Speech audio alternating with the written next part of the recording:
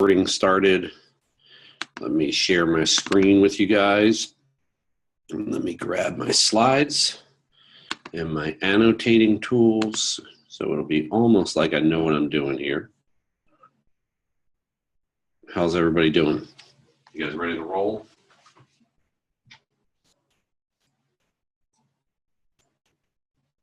All right, so what we're going to do this morning is finish up the section on psychopathology. So our focus today will be on wrapping up the mood disorder section. Then we'll be talking about schizophrenia. We'll take a look at substance use disorders, so drug and alcohol problems. And then in the final 15 minutes or so, we'll review a couple childhood disorders. So that's the lay of the land for today. Remember, the psych disorder section here is 20 out of the 40 questions on test number 4 on Tuesday, May 2nd. So you certainly want to make sure you get your head around this stuff. And as I mentioned on Tuesday, I would highly recommend using supplemental instruction as part of your plan for doing well on test number 4, which again is our final. So in the last 20 minutes or so on Tuesday, we ran ourselves through a review of major depressive disorder and bipolar disorder, obviously with the significant emphasis being on MDD, unipolar depression, right? So I need you to be able to compare and contrast, for example, unipolar depression and bipolar disorder. Well, if you needed to do that, the main way to do that is to say unipolar depression, quote unquote, only has the downs of depression, whereas bipolar disorder, the bi prefix means two, has both those depressive episodes as well as the manic episodes that we described together on Tuesday. After we did that, and we talked about the fact over here that there's a very high lifetime prevalence rate for major depression, resulting in sometimes being referred to as the common cold of the mental disorders. We then took a look at the specific symptoms for major depressive disorder and used this to demonstrate the categorical approach to diagnosis in DSM-5 in action, right? So what we said was you have to have either number 1 or number 2. And then depending on whether you have 1 or 2 of those first 2 symptoms, you need either 4 or 3 of the remaining 7 symptoms, because the symptom count that's required to get the yes box checked for major depression was 5 out of the 9. Okay, so 5 out of 9, and one of them has to be either number 1 or number 2. So we talked about that, and I said you don't need to memorize those symptoms or anything like that. That's more detailed than I'm going to require of you. We did look briefly at this table 13.5 with a list of the various depressive disorders. Obviously, major depressive disorder is the major one that we want to focus in on, but a couple of others to look at there as well. You guys can review that on your own, and that's pretty self-explanatory. We were finishing up, if I remember correctly, with a review of the etiology of the mood disorders, right? So we had talked about the genetic vulnerability idea again, right? So that was the idea of a genetic diathesis. So let me sneak that term in here yet again, right? A genetic diathesis means you're susceptible to or you're vulnerable to something like major depression because of what you've inherited from your parents genetically, okay? So a genetic diathesis. Neurochemically, we looked at serotonin as a major player here, along with norepinephrine. Serotonin levels are lower than we would expect them to be in folks with major depression, and so we try to combat that. This is sort of a little preview of the treatment recordings that you're going to review with things like the SSRI medications, Prozac, Paxil, and Zoloft, okay? Where I want to resume here with you guys is a review of some of these cognitive factors. Did we talk about this at all? I'm trying to remember at the end if I even got into this at all with you guys. Who remembers? We did a little bit. Okay, so let's circle back, right? So Beck says that there are certain ways of thinking. I think we did Beck, but not Seligman. I think that's what we got to, right? So in your notes, you might have had for Beck here a list of a couple of different things we do in terms of our distorted thinking when we're suffering from major depression, right? So we might do what's called mind reading, right? Where we assume that we know what other people are thinking, And usually we're thinking that they're thinking something negative about us. So we looked at the Charlie Brown comic, and he was assuming that the other girls were saying bad things about him, despite no evidence necessarily showing that that was in fact true. Okay. So there might be mind reading going on. There could be, in the context of these cognitive distortions that Beck emphasizes, things like labeling, where you consider yourself to be a loser or less than other people or things like that, and we label ourselves. Well, that's relatively common in the thinking of folks who are prone to depression. And the final one I wanted to mention was magnification and minimization, right? What we do here is we tend to magnify those things that are negative about ourselves, or maybe about our day, for example. And then we tend to minimize those things that went well, or places maybe where we got some positive feedback. In these ways, these patterns of thinking, these automatic thoughts, if you will, in different situations can drive you towards major depression. Seligman is even a little more specific in terms of what he says goes on in our thinking that drives us towards depression. And his focus is on something called an attribution. And an attribution is basically an explanation. It's an explanation for why something happens. And what Seligman draws our attention to is a negative attribution style for negative events. And here's what he says goes on. When something goes wrong, folks who are prone to depression, when they fail a test, when someone breaks up with them, when they lose a job, when a presentation doesn't go well, they tend to explain those negative events in this way. They tend to make internal, global, and stable attributions for those negative events. Okay? So what does this mean? Well, it means like when you fail the physics test, you blame it on yourself. Okay, it's because I'm stupid. It's not because the test was unfair. It's not because I was awakened at 3 a.m. because somebody pulled the fire alarm in my dorm. It's not because somebody was outrageously attractive sitting next to me and I was distracted the entire test. No, it's about me. I'm dumb. I not only suck at physics, but when I go global here, I think to myself that I suck at everything. And then it's stable. When the next physics quiz or test rolls around, I'm going to fail that one too. So internal, global, and stable attributions for negative events can drive you towards depression, according to Seligman, right?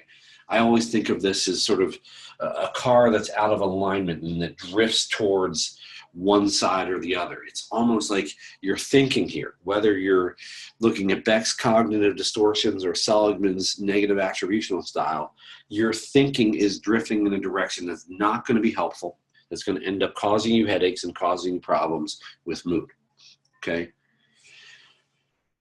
If you want an example of this attributional style in action, I've got one built in here. This was the Charlie Brown mind reading thing. But here we go. We've got someone breaking up with you up top. Okay? To what do you attribute the breakup? Well, the person on the left here who ends up depressed blames it on themselves, internal. Global says, this is not the only bad thing going on. Nothing is going right. And I'm never going to get over this. Internal, global, and stable results in depression at the bottom of the slide. Successful coping is driven by external instead of internal attributions for this negative event. It takes two to tango here, right? Specific instead of global. I miss this person, but I've got other people in my life. And it's temporary, right? This too shall pass versus this is, something I'm never going to be able to get over. So successful coping can be driven by those alternative ways of explaining why this breakup occurred. Okay, so internal, global, and stable is the recipe for problems in terms of mood, according to Seligman's model here. Okay? Is it related to locus of control? To some degree, yeah, it's a similar kind of idea. Locus of control was a variable that looks at the degree to which you think outcomes are related to your own efforts and skills and abilities versus some external thing. So especially on that internal versus external dimension, Francisco, it's connected in some ways. And all of this, again, is about how you think about things, right? The implication here is how you think about and interpret events in your life can have a significant impact on mood. The final etiological factor I want to mention here is the more proximate or more immediate life stressors that could trigger the depression, right? So I would like to use this as a way to think back. Up top here, we talked about genetic vulnerability as the diathesis. We can see the diathesis stress model that you looked at in the recording for part 1 of psych disorders in action here. You got a genetic vulnerability, and then life happens. Loved ones die. You lose a job. Things don't go well for you at school. You have financial concerns. Your pet runs away. Whatever those immediate triggers might be, the more and more of them that there are, the greater and greater your risk is for depression, especially if you are genetically loaded, if you will, for the development of depression, right? To the degree that you have this running in your family, it may not even take as many of these life stressors to push you over the edge into something like a major depressive disorder. Does that make sense? Basically, there's a linear relationship. If you wanted to, get artistic here, the more and more and more life stress you have, the higher and higher and higher your risk is for depression. That's what we know from the research on life stress.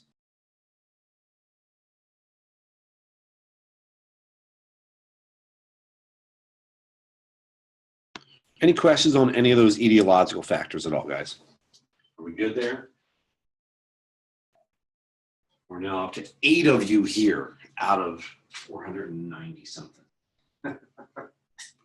All right, let's turn the page and move away from the mood disorder section and start looking at schizophrenia, which in some ways is sort of the ultimate of the psychological disorders because of the degree of impairment and the severity of the symptoms, and really just sort of the dramatic nature of the symptoms that we're going to review here with schizophrenia. Before I jump into this, let me just do one thing real quick to remind you guys where the treatment recordings are. Let me jump over into what I shared with you guys here. So part 1 of the treatment recordings that you're going to watch between now and Tuesday can be accessed just by clicking on the link here. Part 2, I thought I had a way to get it to you, but then somebody who was out ahead of everybody tried to do it and had to log in, and something funky happened, and we figured out what the problem was. The second part of the recording, which is only 24 minutes in length, you get at by clicking on lecture recordings on the left here, and then clicking on this button here for the media site server. And at the bottom of the media site list here is treatment part 2. Again, just watch the first 24 minutes or so and you should be good to go. Okay. All right. So let me get back out of that and back over into my slides here with you guys. So as we begin our discussion of schizophrenia, I want to remind you guys, we already talked about in part 1 lecture recording that we've got a lifetime prevalence rate here for schizophrenia. Thankfully, that's pretty low. It's 1%, right? What we just finished talking about for major depression, for example, can go into the high teens, into 20-some% range for women in particular. Okay, a much more unusual, much more rare disorder here with a lifetime prevalence rate of 1%. And what we do with the symptoms is we categorize them into one of 2 major clusters here. There are the positive symptoms of schizophrenia, and there are the negative symptoms of schizophrenia. The positive symptoms, as it says here, reflect an excess or a distortion of normal functions. The way that I think about these positive symptoms of schizophrenia is that these are the things that people with schizophrenia do and see and think that quote unquote normal people don't do and see and think. So the formula here is basically whatever you mean by a normal person, don't get offended by my using that term, right? A normal person plus positive symptoms results in someone who looks like they have schizophrenia. Okay, schizophrenia. Can't even spell it because I can't see it because it's on top of the other letters there. There you go. Okay, so effectively what I'm saying is if you had a normal person and you started sort of dropping in there, like following a menu. You gave them delusions, hallucinations, disorganized thought and speech, disorganized motor disturbances. The net result is going to be someone who looks like they have what we call schizophrenia. Okay? So let's take a look at each of these symptoms one at a time. And when we get done with them, we should be able to compare and contrast them with each other. So delusions, I am going to define for you as false beliefs. So these are false beliefs. When you believe something to be true that's not true, we would call that a delusion. So we could have delusions of grandeur, a false belief where we have a patient who comes in and believes he's the king of England or the king of Norway or the king of whatever your favorite country is, okay? If you believe that you are Jesus Christ and you're really not, that's another delusion of grandeur, right? You can have paranoid delusions, right? So you can think that your coworkers are trying to poison you by injecting your lunch with certain kinds of poisons when you put your lunch in the refrigerator at work. You can have persecutory delusions. You can believe that the U.S. government is using the newspaper to track your thoughts and manage your life. I'm just making stuff up here, right? These are all false beliefs, okay? That's what delusions are. They're beliefs not based in reality, okay? Hallucinations, in contrast, are false sensory experiences. False sensory experiences. Basically, hallucinations involve a situation where you see things or hear things or smell things or taste things or feel things touching you that are not there, okay? Of all of those 5 different types of sensory experiences that are false, these hallucinations, the most common is the auditory hallucination. So I have an auditory hallucination. You'll see in mental health notes, AH, right, for auditory hallucination. It's the most common of the hallucinations. I'm hearing voices, for example, that are not present. I can have command auditory hallucinations where the voices are telling me to do something. Yeah, throw the brick through the window, throw the brick through the window, right? It's not just your internal monologue of thinking, right? It's a voice that sounds different from your own in your head. And it's not really there. Visual hallucinations. You see things that aren't there. If you guys have ever watched the movie A Beautiful Mind, it's a great depiction of some of these positive symptoms. There are delusional beliefs where John Nash, the central character, believes that he is tasked with decoding magazine ads and articles for special messages that he needs to then send along to the U.S. government. That's a delusion. It's a false belief. He sees people in the movie who are not present. Those are visual hallucinations. If he hears them speaking, those are auditory hallucinations as well, okay? Third symptom here on the positive symptom checklist is known as disorganized thought and speech. The disorganized thought is usually referred to as thought disorder. Let me just type that in here for you. Thought disorder. And the way that I think about thought disorder is we sort of can deduce the presence of an underlying thought disorder because of the speech that you produce. And basically what happens here is the person who has underlying thought disorder produces speech that basically doesn't make a lot of sense. It's almost impossible to follow the train of thought because the thinking is jumbled. It's nonlinear. It's illogical. It involves rambling responses that are not connected with whatever the original question might have been, okay? So this is, again, the surface level indicator that underlying thinking is really, really messed up, okay? So the person jumps around from topic to topic and rambles and connects things that are in no way connected with each other. And sort of my best gauge or measure of the degree to which thought disorder is being evidenced in this kind of speech is if you watch a video like this or hear someone speak in this way, you'll find yourself leaning forward, looking very confused and sort of wondering in your head, like, what the heck, what is going on? Because you can't follow it. it doesn't make any sense to you, right? The message that they're trying to send is not coming across in any meaningful way to you. Here's where I'm going to put a plug in for something that you've got access to on Launchpad.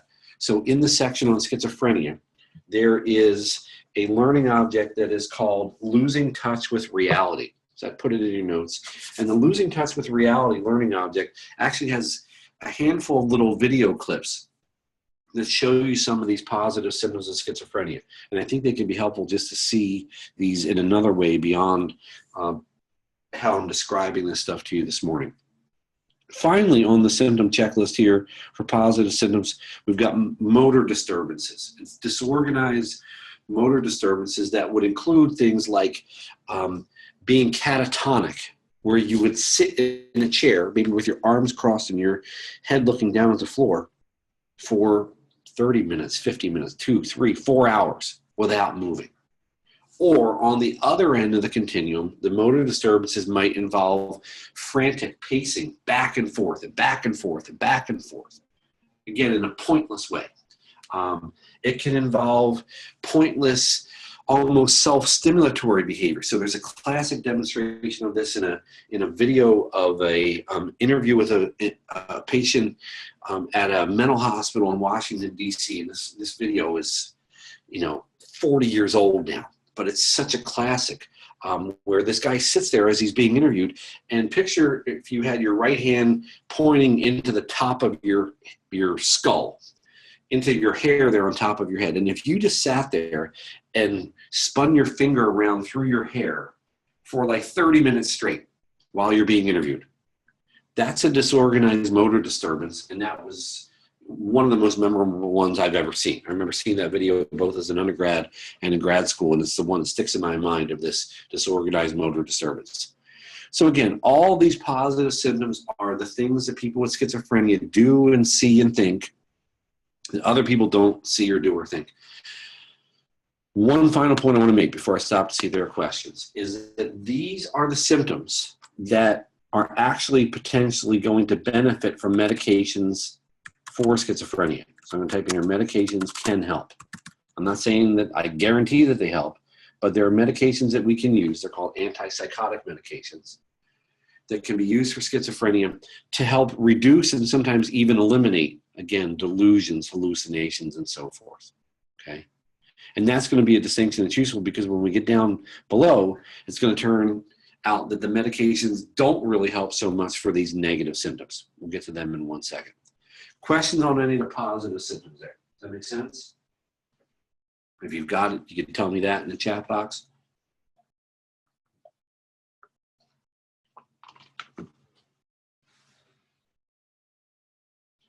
Okay, good. Negative symptoms, in contrast, are deficits. They're things that are missing. So this kind of goes back to the way that we thought about positive and negative when we're talking about reinforcement and punishment, right? Positive symptoms involve something being presented, something being added. Negative symptoms involve something being removed. Okay, so if you took a quote-unquote normal person, right, and then you subtracted out certain behaviors or capacities or whatever, the net result might be someone who looks like they have schizophrenia. Okay, so a normal person, quote-unquote normal person, minus certain kinds of behaviors, certain kinds of, ways of doing things, when those things are eliminated or subtracted out, the result is someone who looks like they have schizophrenia. Okay, they're, again, behavioral deficits. They're things that are missing, right? Subtracted out in that sense, things that are missing. So what's missing? What's missing is affect, speech output, and motivation. So flat affect refers to a lack of emotional expressivity. So I'm going to type that in here. A lack of emotional expressivity. What do I mean by emotional expressivity? I mean how you communicate to other people how you're feeling with your facial expressions, right? So we know when we're having lunch with someone if they're getting angry or they're getting sad because their facial expressions will indicate that. Scared or surprised or excited or happy, right? We don't get any of those cues from a person who has schizophrenia and experiences this flat affect negative symptom. What you get is this neutral, mask-like appearance on their face. That's it. That's all they're giving you, is this almost unreadable facial expression. So that's one thing that's missing. Okay? So what gets subtracted out here is normal levels of emotional expressivity. The second negative symptom I want to look at here is called alogia. Here's a fancy term for you. When you put an A in front of a word, it's called an alpha privative. An alpha privative is just a fancy way of saying not. So this is not logia. When you see logia, you should think about words or that sort of thing. So alogia is a lack of normal speech output. So lack of speech output. What we mean here is that the person with this symptom, alogia, doesn't produce a lot of speech when you ask them questions. They might grunt. You're like, hey, how was your day? You're like, "Rah." What did you do? Yeah. And not much is really being provided to you. It's this dearth of speech, right? This lack of speech output that characterizes this alogia symptom. The final negative symptom, another alpha privative, avolition, a lack of volition. This one is even simpler. This is just someone who looks like they have a complete lack of motivation. So I'm just going to type that right in here. Lack of motivation. They look like there's no drive or desire or fire or engagement with the world around them. Right? This is a symptom that you'll hear loved ones complain about. My aunt who has schizophrenia, or my uncle, or my dad, man, they just sit there. She's so lazy. She like just sits on the sofa all day, and if the remote control is not right next to her, she won't get up and get it to turn the channel. She just sits there. She's really lazy. Well, no, she's not lazy. One of the things you might do here is some psychoeducation around the symptoms of schizophrenia. Getting mad at your aunt because she looks unmotivated is sort of like getting mad at someone for sneezing when they have allergies. It's part of the problem here, right? So this avolition, what's missing is that drive and desire and sort of engagement with the world around them. So again, all of these negative symptoms are the behavioral deficits, right? Things that are missing. These are the symptoms, just to bring this full circle, that don't really respond much to medication. So medications don't really help in most cases, right? What we don't see is medications that can give you back those things that are missing here in the form of these negative symptoms. Does that make sense? So, as strange and counterintuitive as it sounds, in terms of your, potential prognosis here, you'd actually rather have more of these positive symptoms, the delusions, hallucinations, and so forth, than the negative symptoms, because even though these sound kind of scary and disruptive and disturbing, the delusions and hallucinations, there are medications that can help knock those back out. What we don't have is medications that can help compensate for that which is missing. Okay, does that make sense? So generally speaking, medications more effective for the positive symptoms than the negative symptoms. All right, I see Cassandra's question, so that's hopefully gotten addressed there. Any other questions on these symptoms of schizophrenia before we start talking about some etiological factors? Yeah, Sydney, that's a good question. It's not actually two different types. You could see a variety of different symptom constellations in individual patients, so there's variability. The previous diagnostic manual, DSM-4-TR, actually had 4 subtypes of schizophrenia that they got rid of in DSM-5, and now we just talk about it, schizophrenia as one unitary phenomenon. Are there other disorders that these negative symptoms might suggest? You could certainly see the flat affect, the avolition, potentially in the context of something like a mood disorder, right? Not much emotional expression. It looks sort of flat in terms of your facial expression. The avolition, right? The lack of motivation or interest or pleasure in activities, that sounds like symptom number 2 on that checklist for depression. So there could be some overlap. Remember about comorbidity, right? You could have both schizophrenia and major depression, okay? So that's something you would certainly have to follow up with and pursue further diagnostically. All right, let me just show you guys a nice little summary of this stuff from the table in your textbook here, table 13.8. We've got a nice list of the positive symptoms on the left and the negative symptoms on the right. It says down below here, right, schizophrenia symptoms can be grouped into two main categories. Positive symptoms indicate the presence of excesses or distortions, whereas negative symptoms refer to a reduction in normal behaviors, right? These are the things that are missing when we're talking about negative symptoms. These are the things that have been added when we talk about those positive symptoms. All right? You've got to be wondering, at least on some level, how do we get here? What causes this? Because this seems like a pretty severe and potentially debilitating mental disorder, and it is. We're going to review a variety of factors here. And let me begin with kind of what I ended up with when I was discussing this in the 8 o'clock section. I want you to notice how this list here is much more heavily biologically and genetically focused than anything else we've talked about, right? There's nothing here about how cognitive factors and your way of interpreting events in your life might drive you towards schizophrenia. It's going to be about genes, neurochemistry, brain structural abnormalities, neurodevelopmental factors, the building of the brain. So this is a much more sort of biological and genetically driven nature kind of disorder than a lot of what we've talked about to this point. So let's take a look here. Twin studies suggest a genetic vulnerability. We know that our fancy word for that is diathesis, right? So you would be susceptible to schizophrenia if you had an aunt or an uncle who had it, or a grandfather who had it, or one of your siblings had it, or your mom or dad had schizophrenia, okay? So there's a vulnerability genetically here that you can inherit from your parents with respect to schizophrenia. I referenced in passing the concordance rate numbers for schizophrenia from these twin studies on Tuesday. I'm going to show you those on the next slide here. So let me just jump to that real quick. Take a look at what happens here as you become more and more similar genetically to someone who has schizophrenia. Look at these rates. So if we go here, this is the general population risk rate, 1%. A random person in the population has a 1 in 100 chance of developing schizophrenia.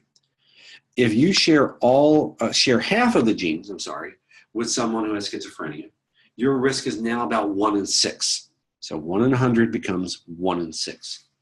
If you share all of the genes with someone who has schizophrenia, your risk is now 1 in 2. Okay? Really, really dramatic. About as dramatic as it gets in terms of the genetic vulnerability. From 1% to 17% risk as you go from being in the general population to being the fraternal twin of someone with schizophrenia to almost a 50-50 chance if you share all the genes with someone with schizophrenia, okay? So genes matter. They're not the whole story though, right? Because as we talked about on Tuesday, if it was entirely genetically driven, that identical twin concordance rate number down the bottom would be 100%. So environment can still exert its influence, but man, that's a significant risk. The more and more similar you are to someone genetically, the more and more likely you are to potentially develop schizophrenia. What neurochemical factors are involved? How about at the level of neurotransmitters? Well, we could look at dopamine, serotonin, glutamate. I want to simplify this a little bit and say, let's focus on dopamine. And basically the dopamine hypothesis for schizophrenia is that dopamine levels are too high. Now, the way that we arrived at this hypothesis was a strange sort of, after the fact explanation. How so? Well, around 1950, a wonder drug was discovered that transformed mental hospitals all around the United States. This drug called Thorazine was found to have significant positive impacts, not for everybody, but positive effects for a significant number of folks who were in these mental hospitals and suffering from schizophrenia. Doctors are like, this is great. What does this do?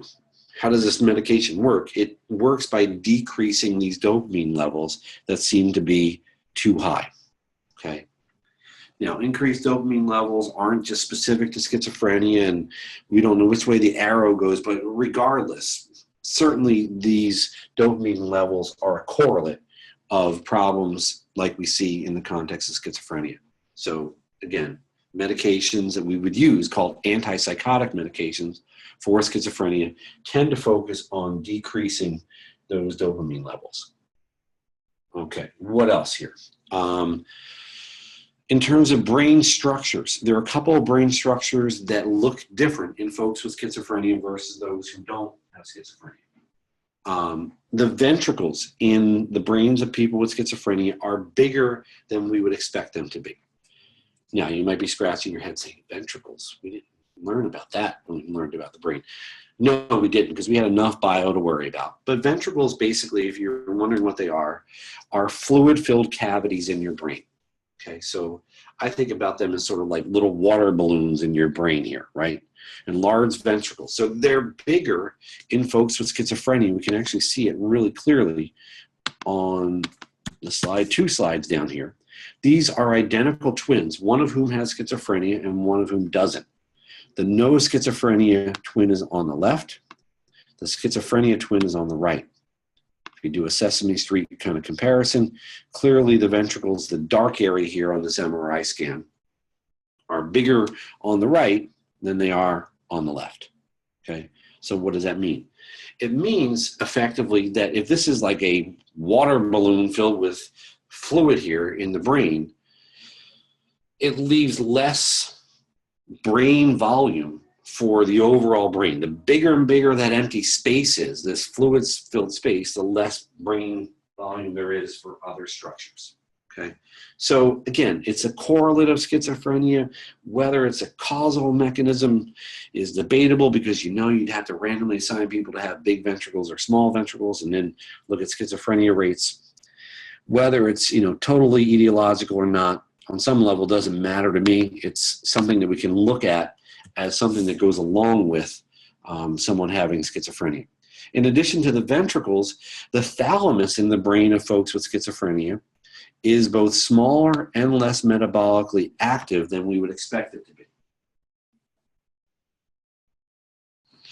So what's the deal here? The thalamus is smaller and less metabolically active. Well, I understand what smaller means. Less metabolically active means when we do an fMRI or a PET scan, it doesn't light up as much. What does the thalamus do? Who remembers the role of the thalamus? And to give you a hint, I'll remind you that I compared it to O'Hare Airport in Chicago. Yeah, Ashton, that what's in the ventricles is cerebrospinal fluid. So it's basically bigger fluid-filled sacs, if you will, within the brain. What's the thalamus in charge of? Not emotions. I'm going to send Francisco back to the beginning of the semester and redo it. I won't do that. It was some kind of relay center. What kind of messages? Sydney is close. She gets like half credit. Yeah, sensory information. Everything other than smell, right? Everything other than smell. You guys got it. The reason my sound is getting worse is I'm turning away from my laptop to my desktop computer to see the chat box, because it's easier than looking at it on the screen that I'm using to annotate the slides with you guys. So does it make sense that a sensory relay center is smaller and less metabolically active? Well, yeah, because what did we say hallucinations were? They were false sensory experiences. Kind of makes sense. The final etiological factor that's been implicated in development of schizophrenia is subsumed under the title of the neurodevelopmental hypothesis. And basically the suggestion here is there are insults, that is, bad things happening, that disrupt normal building and maturation of the brain in utero. Viral infections, for example. If mom gets a really bad strain of the flu, particularly during the second trimester, which is a big brain building trimester, okay? That is something that will increase the risk for the development of schizophrenia. So you can think about this as yet another example of one of these diathesis things, right? this vulnerability.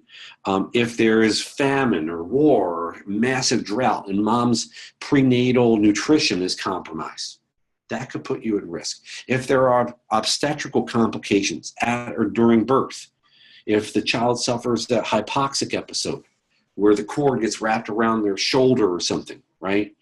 And they lose oxygen to the brain, that could represent, again, another subtle kind of insult to the brain building and brain maturation process that we would want to unfold without any such disruptions.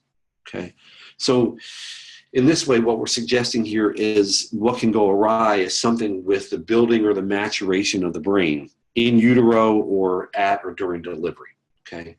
So again, look at the list. I mean, this is an unusual kind of disorder because there's nothing here about like, you know, there's significant life stress or people tease you or you're, you know, doing distorted thoughts. It's much more heavily organic when we look at the etiological factors here for schizophrenia. Okay? Let me stop there for a second. Question on any of that? I'm going to give you a couple of polling questions here because I'm tired of talking so much. I'm going to clear this and find those questions for you. They are down here. Let's do this one first. Schizophrenia is most likely to be characterized by which of those four things?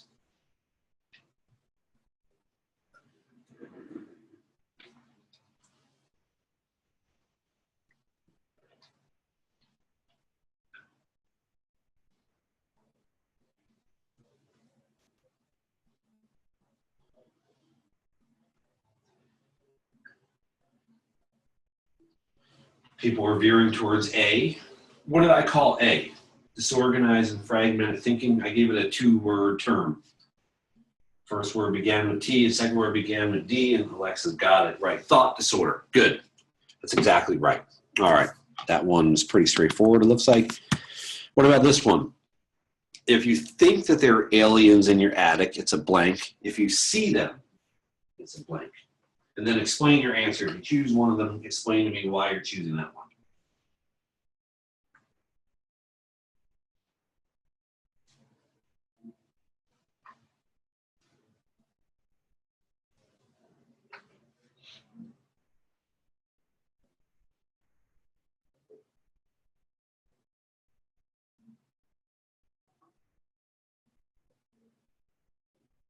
Okay. So Francisco's saying the delusions of belief, hallucination has to do with the senses, false belief, false sensory experience. Good. Good. That's really good to see. If you guys can do that, you're in good shape. This is the kind of thing I'm going to ask you to do. You know, what is it now? 12 days from today when we do test number 4, and then we're done. And I'll do my end of semester jig. All right. Any questions on either of those two items? Cool. All right. What we've got left in the last half hour is a discussion of substance use disorders and a look at a couple of childhood disorders. So let's get into that. And what I'm going to do is actually begin this by using this blank slide here to describe for you a way of thinking about substance use disorders, which ironically enough has been abandoned to a very large degree in DSM-5. But I think it's a really useful way of thinking about the development of substance use problems. So here's what I'm going to do. I'm going to draw a roadway. And I'm a terrible artist, as you probably know by now this semester. But let me draw a road here, and I'm drawing a couple exit ramps on that side. And this road actually just ends at a place over here, and like that's it. It's like, you know, basically the end of, you know, I-95 as it ends at the, you know, in South Miami there. Fantastic. Okay, so we've got this road. Here it is. And I'm going to label this road the substance abuse highway. Okay, substance abuse highway. Now, you don't need to write down highway if you don't want to, right? Because substance abuse is the key term here. Okay, what is substance abuse going to be about? Well, substance abuse, as we're going to learn, is the beginning of your accruing some negative consequences related to drinking and drug use. Okay, where the substance abuse highway always leads to if you get all the way to the end of it, is something that we're going to call substance dependence. Okay, substance dependence. And that's now not readable because it's white on white.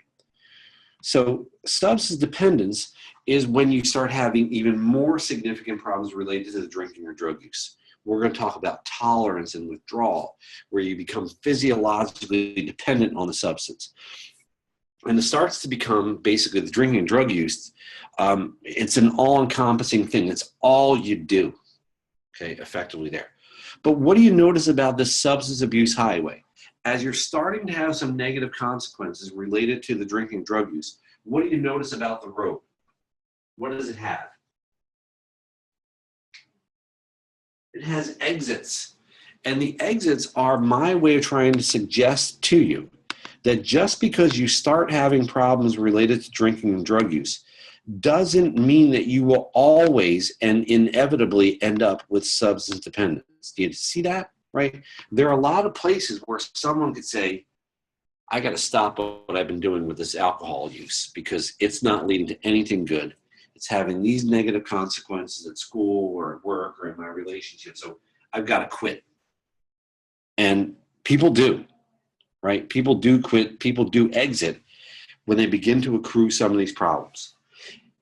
In contrast, if you end up over here with substance dependence and you have tolerance and you withdraw and you're physiologically dependent, what do we know about your history? Well, this road analogy works really well because if you get to substance dependence, what do we know about how you got there? How did you get there? What was the road that you took?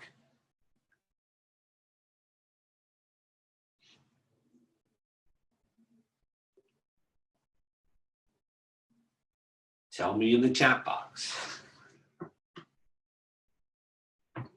If you end up over there in substance dependence, I know that you took the substance abuse road to get there, right? So this abuse versus dependence distinction was prominent in the previous diagnostic manual. It's called DSM-4TR. As we rolled into DSM-5, they've abandoned it by and large, but I think for understanding this, especially at an intro psych level, I think this is really, really helpful, right? So when you're 16, 17, 18, 20 years old, you might be starting to have problems that are related to substance use and you stop. Or maybe you don't stop and you keep coming this way, and now at 24, 26, 28, you've got some major problems related to drugs and alcohol, okay? That's what I'm trying to get across here. So what does substance abuse involve? Let's take a look at the next slide together. Substance abuse involves significant negative consequences starting to accrue to you because of the drug and alcohol use. So at work, at school, or at home, you're starting to get into trouble. You lose jobs because you don't show up for work because you're hungover. In school, your grades plummet. At home, you're constantly fighting with your roommates or your parents or your friends. They're trying to get you to stop doing what you're doing. You're using the drugs or the alcohol in physically hazardous situations, operating machinery, driving a car, even something as innocuous seeming as riding a bike. Don't ride a bike when you're drunk. It's not a good scene, right? Legal problems, DUIs, drunken disorderly conduct, public intoxication, assaults, okay? And you continue to use the drugs or the alcohol despite knowing that you've got problems getting along with other people that are either being caused by, or fancy word of the day, exacerbated by your drug and alcohol use. Exacerbated by means made worse. Made worse, right?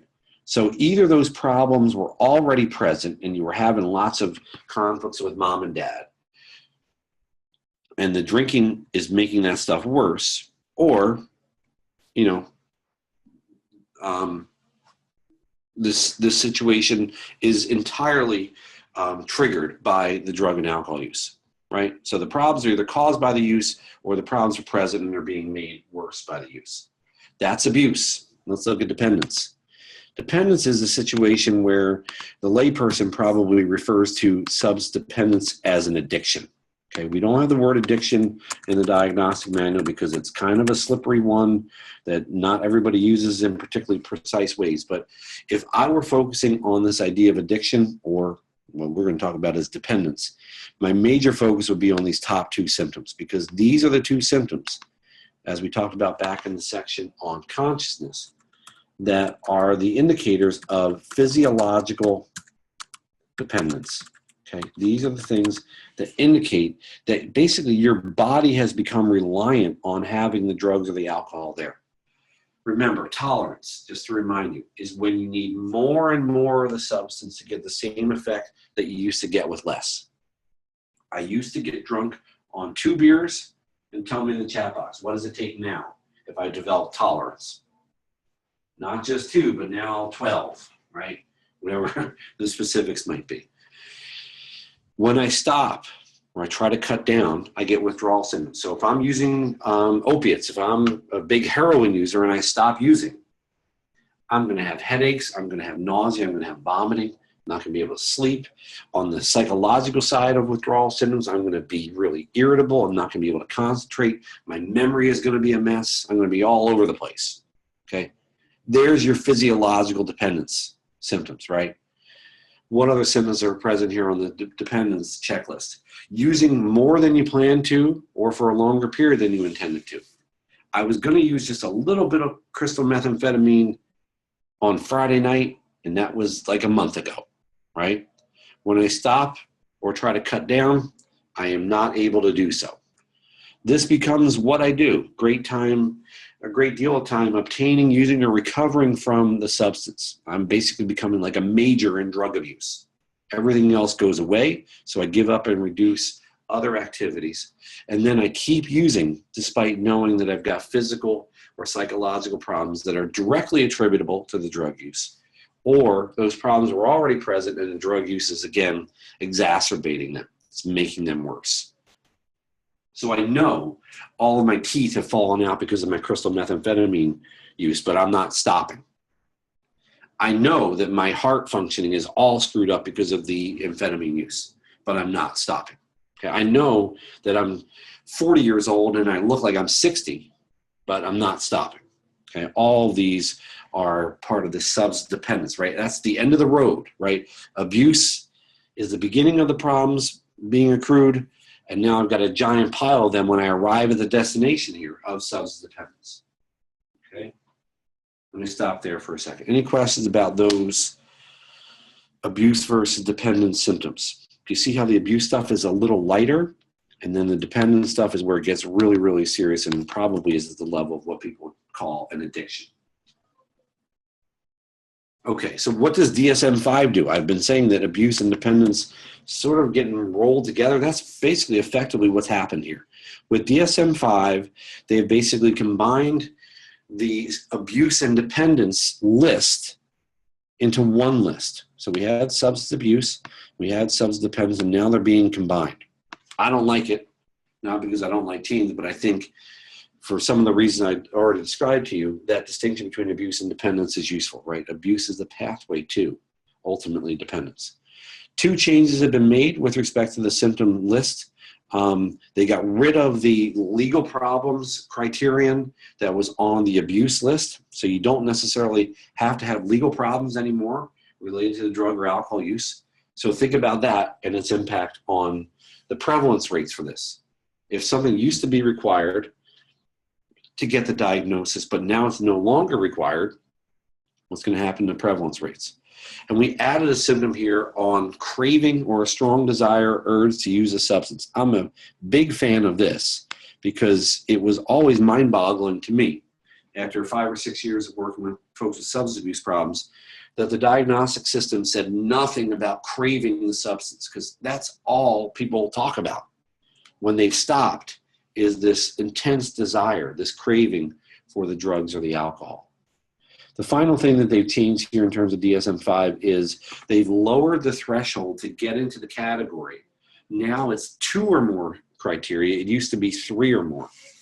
So this would be like if we said for depression, instead of 5 out of 9, we suddenly changed it to you have to have 4 out of 9. So think about that for a second. With the elimination of the legal problems criterion and the lowering of the required number of symptoms to 2 from 3, what do you think is going to happen with the prevalence rates for substance use disorders here with the advent of DSM-5? Are those prevalence rates going to go up or down?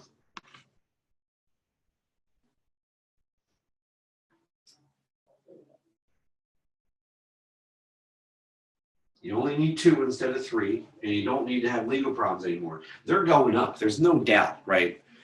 That when you lower the threshold to get into the category, that is, when you make it easier to get into the category, you're going to get more people in that category, right? It makes it difficult to imagine any other scenario. Just in case you're curious, what are the prevalence rates? These are somewhat decent numbers here, and the take-home message that I really want to focus in on is the big numbers are not surprisingly around alcohol. And we actually get a gender difference for alcohol use disorders that basically is the mirror image of the depression scenario. So with depression, we had higher rates in women than in men. With alcohol use disorders, we see much higher rates in men than in women.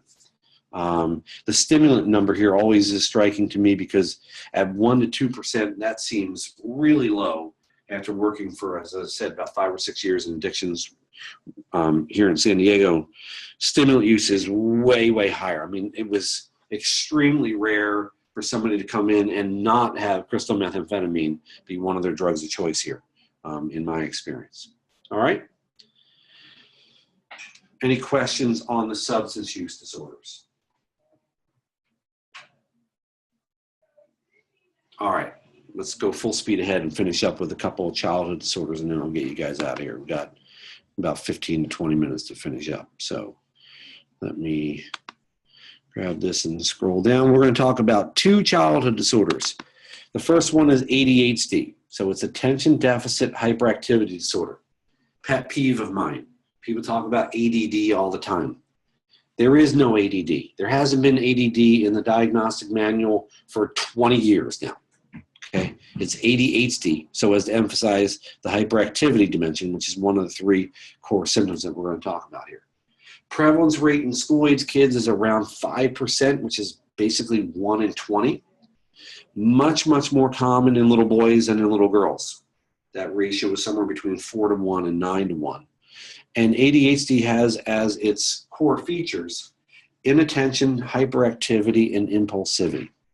What I want you to be able to do for the test is recognize a depiction, for example, of one of these core features in action. So if I have a child who's inattentive, what basically goes on here is that they are very, very easily distracted. Oh, squirrel. Right? That sort of thing. If they're in the classroom and a truck should drive by on the street outside, they're looking outside. If someone sneezes, they're turning around and looking what's going on back there, right? So any kind of task that requires sustained attention, the fancy word is sometimes used, it's called vigilance, right, is really, really difficult for them. So paying attention, focusing in is challenging. And the other thing that's really challenging is sitting still, hyperactivity. So these are kids, if they're showing this symptom, they're just excessive in their movement, right? They're never sitting still. They're restless and fidgety and squirmy, okay? Look at these first 2 symptoms. Pay attention and sit still. Where are you going to have problems if you're not good at paying attention and sitting still? School. Beginning in 1st grade. That's why the first referrals for ADHD usually happen in around age 6, 7, 8, 9. As you make it through those first couple of years of school, if you can't sit still and you never pay attention, it's going to start to have, in terms of impairment, right? In terms of dysfunction, the third of the 3 Ds is going to start to show up. The final symptom here is impulsivity. Basically, this boils down to acting without thinking. So these kids come up with an idea about something to do, and what do? They just do it. They don't think it all the way through. They don't consider what possible consequences there might be. They don't worry about what might go wrong. They just dart, right? That darting could be through the parking lot, and they get injured. They get hit by a car, right? It could be running over to the pencil sharpener to sharpen their pencil, and along the way, they trip and fall. Or they step on somebody's mission project and destroy it by accident, right? So this is one of the symptoms that can actually have a negative impact on peer relationships, friendships, right? Can you imagine a kid who's really loud and fidgety and then is constantly like breaking stuff accidentally, just is all over the place, right? In school, or imagine this on the baseball field or the softball field, right? It's challenging to be around kids with those kinds of symptoms. So again, 3 core features: inattentive, they're really distractible; hyperactive, they have a really hard time sitting still. Those 2 symptoms in school, probably the only other place that's worse than school would be sitting in church, right? Sit still and pay attention. Well, this is going to be a ton of fun, right? And then impulsivity, again, acting without thinking. I would mention actually regarding this impulsivity, the acting without thinking, there's research that compares kids with ADHD to kids who don't have ADHD in terms of their medical care costs without ADHD being part of those medical care costs. The kids with ADHD have 3 to 8 times the medical costs of non-ADHD kids. Why? They get injured. They end up at the ER with lacerations and broken bones and dislocations and other things because they do things and don't consider, like, well, what could go wrong here if I were to ride my skateboard off the roof into the pool in the backyard? Well, you could not reach the pool, and then you could break your leg or your arm or your ankle or whatever the case might be.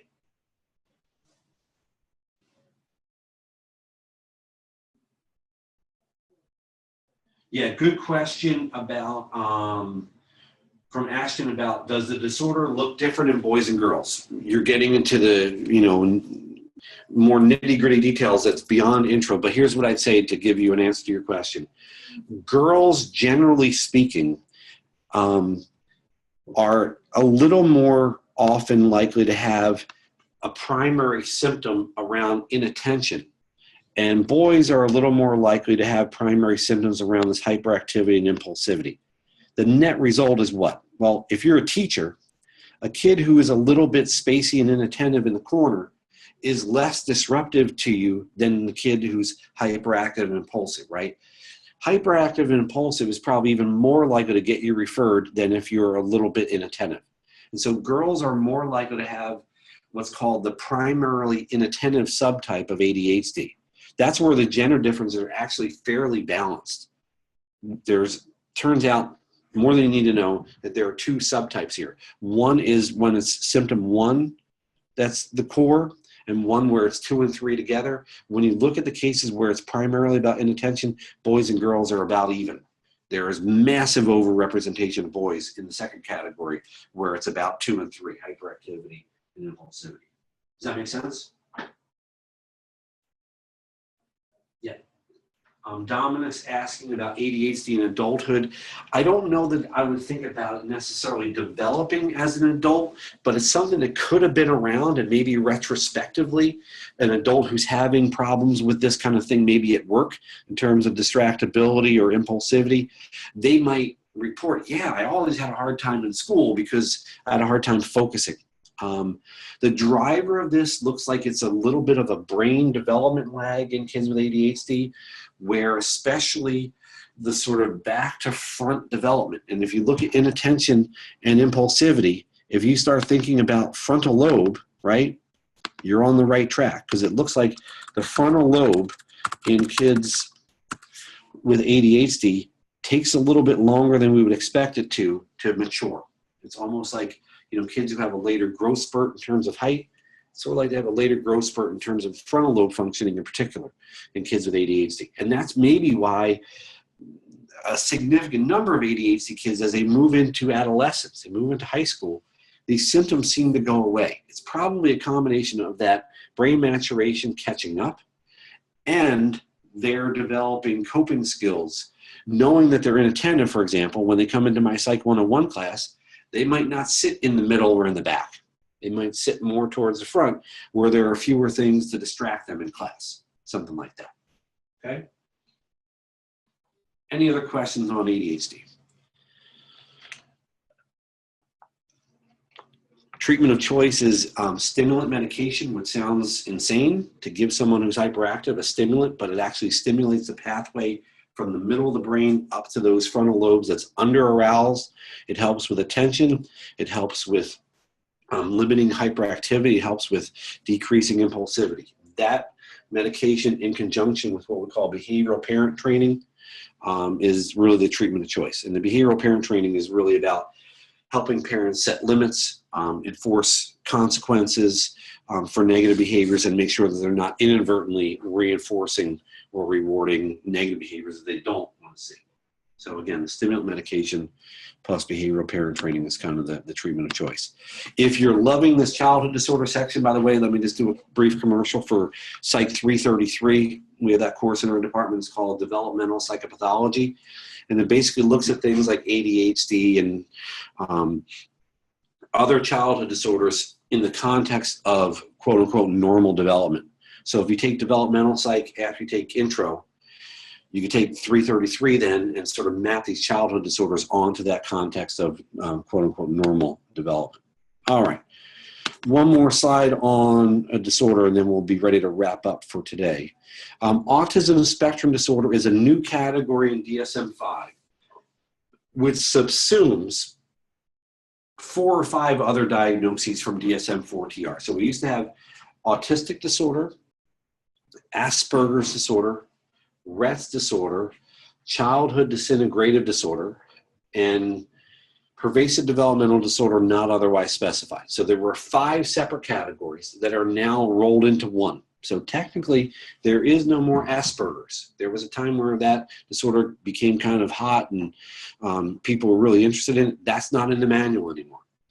Prevalence rates, we don't really know what they are because this is a new category. Just within the last couple of years here, you can't really do an excuse me, you can't really do an apples to apples comparison of current autism spectrum disorder rates with previous ones because the rules have changed and the categories have been rolled together.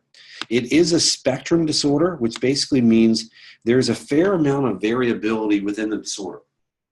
We're going to talk about impairments down below. But the point of the spectrum disorder is that within each of these domains in which they'll show impairments, there's a full range from mild to moderate to severe on each of those.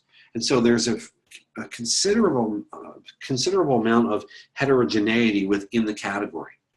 Basically, 2 different kids with autism spectrum disorder can look really different when they're sitting in their office with you. Okay? One may have no language at all, and one might have relatively normal levels of language, okay?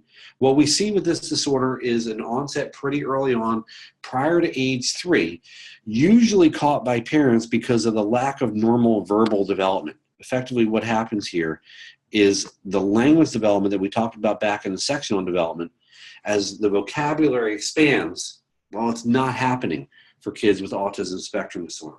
Instead of hundreds or thousands of words in their vocabulary, they've got 2 words. Nonverbal communication lags. So things like eye contact. We're seeing deficits in that area. They don't look at you when they talk to you. They don't look at you when you talk to them, right? Social interaction is off track in some ways. They appear to be unaware of others. I've had students who work with kids with autism spectrum disorder describe it as sort of they're oblivious to the environment around them socially. If they're at the playground, they're off sifting through the wood chips in their hands and they're not engaging with the other kids who are available to them. Okay, and maybe because of the lack of verbal skills to initiate and maintain conversations and communication in that social situation. So that's impairment domain number 1. Verbal and nonverbal communication, social interaction. And then the second impairment domain is in terms of their behaviors and interests and activities. It's a restricted range, and they like to do it again and again and again. And sometimes they can show evidence of what we call splinter skills, where in a sea of deficits, they have this island of specialized skills, things that they're really good at. It could be doing jigsaw puzzles, or it could be doing difficult math problems, or it could be with respect to music or some kind of building game or different things like that, memory, right? But that's it, right? It could be jigsaw puzzles, but that's all they want to do. Jigsaw puzzles and only jigsaw puzzles. And if you try to transition them out to something else, we're going to go to the park now.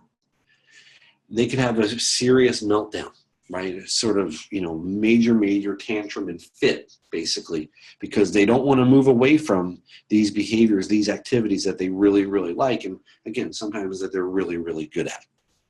Okay. Looks like this is a neurodevelopmental disorder. That is, it's a disorder related to, kind of like we talked about with schizophrenia, a brain building and brain maturation disorder.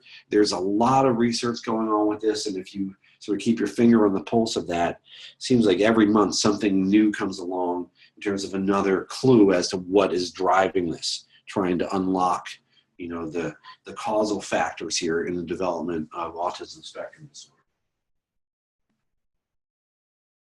What causes the attachment? I'm not sure what you're referring to. In terms of like social relationships? Oh, the attachment to the skill. It could be that, it's just something that they enjoy. There could be some kind of sensory piece to it. Feeling the edges of the puzzle is rewarding to them in some way, or maybe, it has something to do with, the certain sounds that they can hear when they play a certain piece on the piano or the guitar or whatever.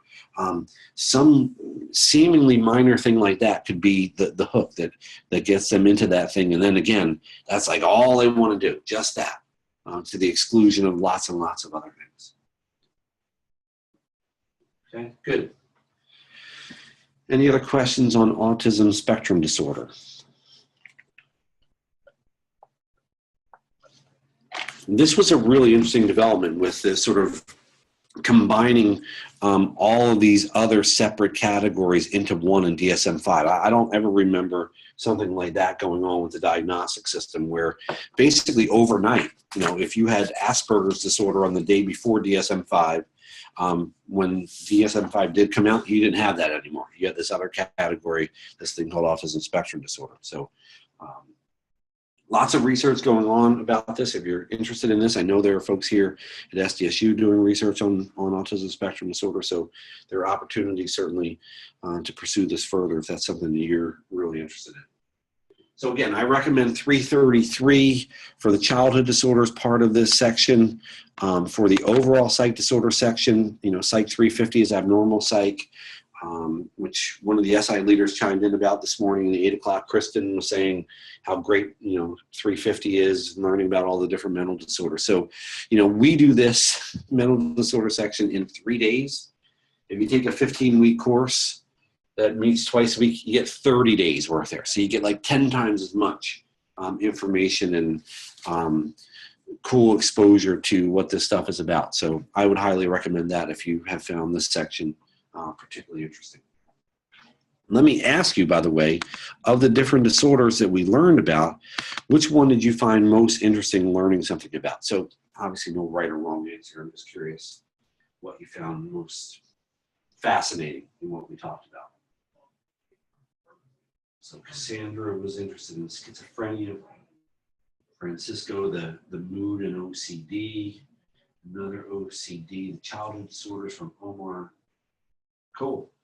Well, good. I hope you feel like I gave you a pretty good overview here. I think we did, 5 different anxiety disorders, 2 mood disorders.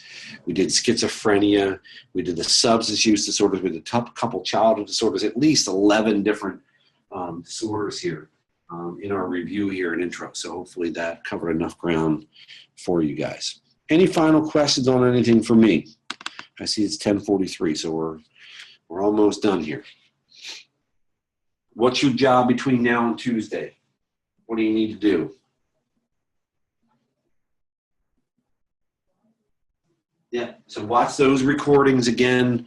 They're really simple to get to. Whoops, there's my son popping up there. You go into the announcements. The link for part 1 is right here, and then the second recording is on the lecture recordings button. You click through and scroll down to the bottom. Somebody was saying there were some problems with sound with this one. At the beginning, there is no sound. You got to scroll ahead till I actually start talking, because that was a classroom lecture recording with the MediaSite software. Okay. All right. So make sure you do that. Good. All right. Well, that's everything I've got for you guys. So we are done for today. I do have online office hours beginning at 11. So if you need to touch base with me, just click on that online office hours button on Blackboard and I'll be in there. All right. Thanks, everybody. Thanks for being here. All 8 to 10 of you who showed up. I appreciate it. I'll see you guys on Tuesday. Make sure you get the treatment stuff done. Oh, and make sure you get your learning curve quizzes done for the psych disorder section because those will be due Sunday night. All right. Have a great weekend, everybody. I'll see you back in the L201 on Tuesday morning. Bye, guys.